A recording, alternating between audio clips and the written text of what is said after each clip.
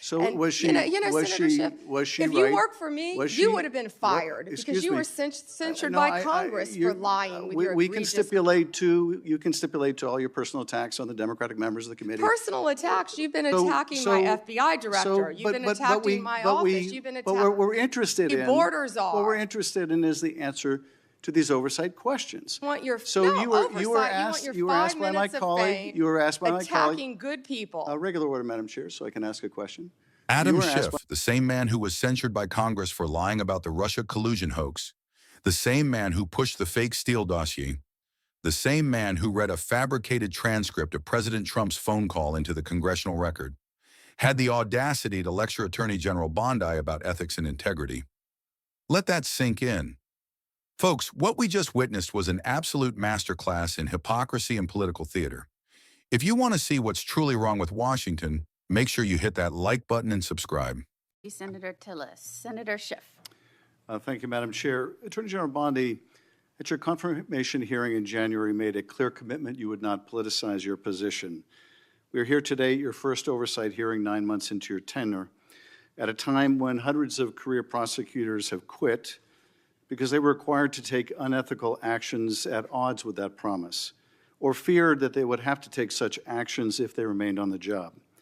When over 1,000 former federal prosecutors have sounded the alarm about the unprecedented degree to which the powers of DOJ are being abused to go after the president's enemies.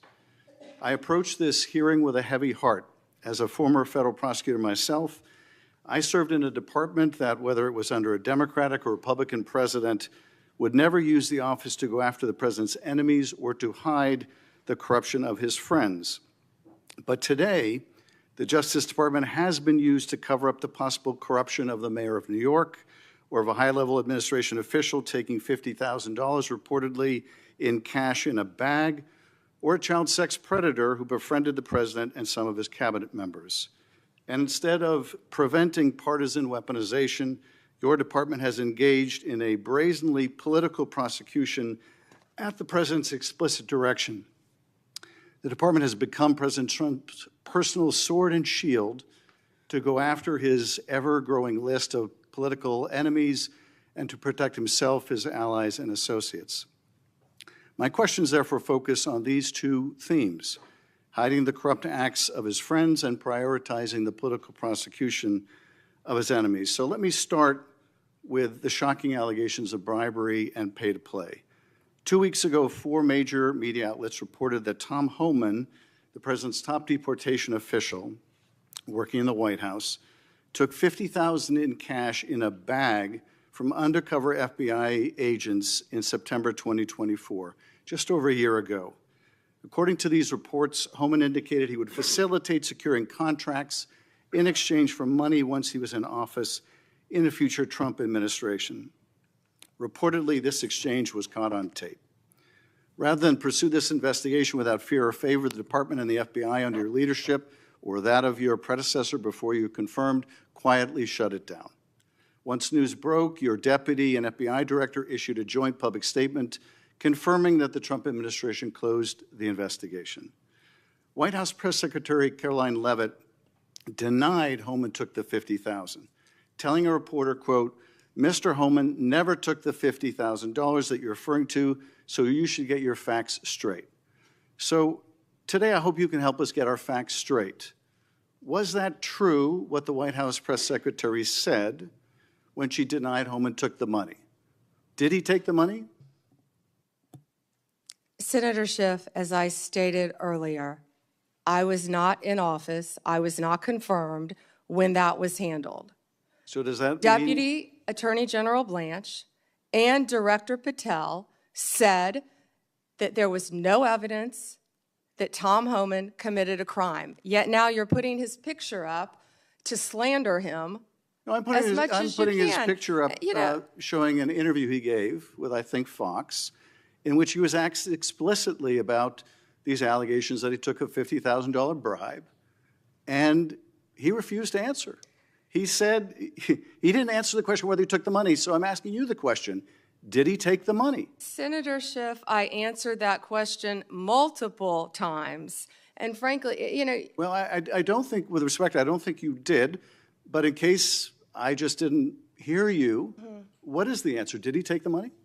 Senator Schiff, that happened prior to my confirmation as I understand, Attorney but do you General. know- I said that. Do you know sitting here whether All he I took the know money? is that Deputy Attorney General Todd Blanche and FBI Director Patel said there was no case. And Caroline Levitt is one of the most trustworthy human beings I know. You were asked by my colleague from Vermont whether you will support providing a video or audio tape, if it exists, of Mr. Homan taking $50,000 in bribe money from the FBI.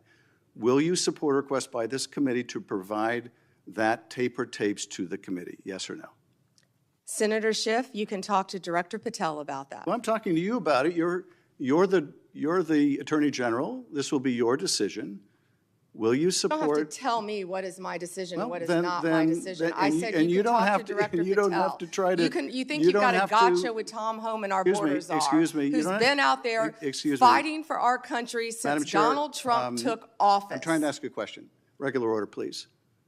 And you don't have to defer to the FBI director to pass the buck. So I'm asking you, will you support a request so that the committee, or indeed, I believe the American people should be able to see that video or audio tape? Will you support that request? Will you apologize to Donald Trump So for I trying guess, to I guess impeach the answer him is you won't support that after request. you now know that So Joe let me- Biden tried let to me cover up do Hunter this. Biden's involvement with Excuse Ukraine? me, let me do this, because I think it's valuable that the American people get a sense of what you've refused to answer today.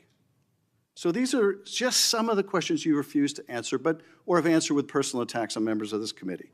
You were asked whether you consulted with career ethics lawyers, as you promised you would do during your nomination hearing, when you approved the president receiving a $400 million gift from the Qataris.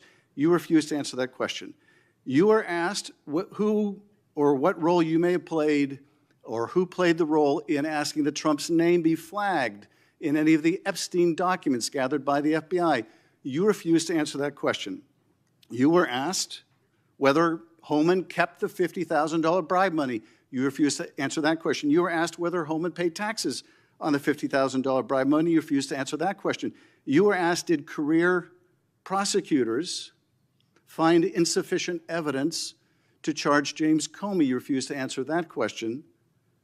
You were asked, how are military strikes on these boats in the Caribbean legal? And you refused to even answer that question.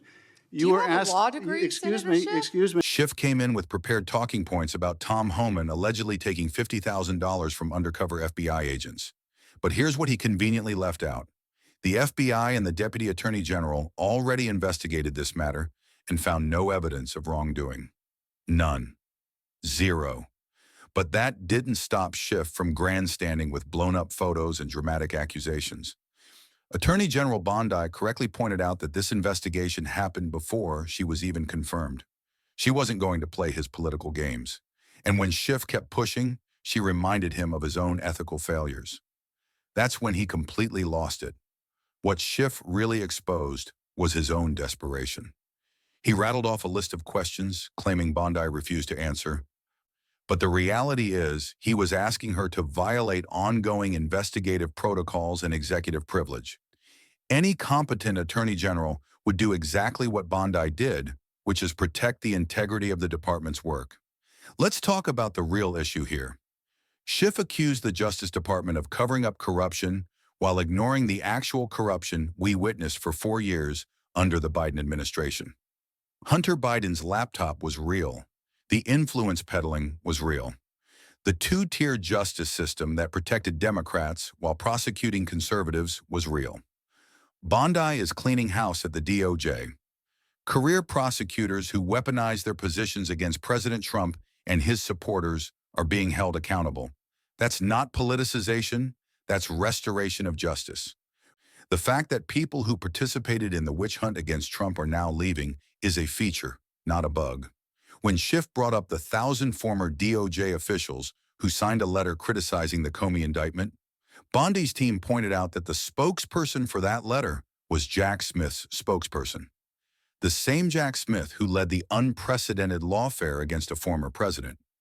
These aren't neutral career officials. They're partisan actors protecting their own. The most telling moment was when Schiff accused Bondi of refusing to answer whether government officials must follow court orders. This from a party that ignored Supreme Court rulings on immigration, that defied court orders on vaccine mandates, that looked the other way when sanctuary cities openly violated federal law. Here's the bottom line. Adam Schiff is terrified. He's terrified that the weaponization he participated in is being exposed. He's terrified that the two-tier justice system is being dismantled. And he's terrified that Americans are finally seeing through the lies. Attorney General Bondi stood her ground. She refused to be bullied by a discredited partisan hack. And that's exactly the kind of leadership we need at the Department of Justice. The days of the DOJ serving as the enforcement arm of the Democratic Party are over. If you support accountability and the restoration of equal justice under law, smash that like button and subscribe for more truth. The establishment media won't show you what really happened in that hearing room, but we will. Stay informed, stay vigilant, and let's take our country back.